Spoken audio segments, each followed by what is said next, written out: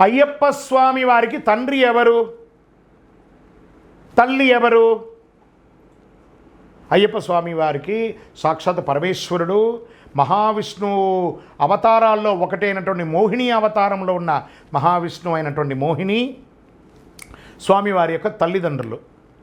మరి స్వామివారిని కలియుగంలో పెంచినటువంటి తల్లిదండ్రులు ఎవరు?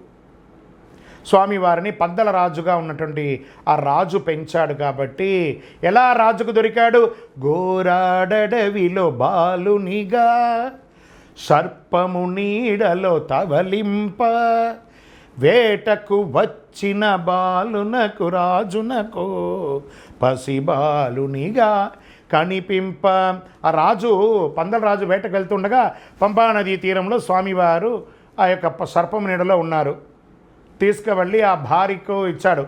వాళ్ళకి పిల్లలు లేరు, పెంచుకుందాము శివ ప్రసాదమని. అతని పేరు రాజరాజవర్మ. స్వామివారి యొక్క తండ్రి పేరు రాజశేఖర పాండ్యుడు రాజరాజవర్మ.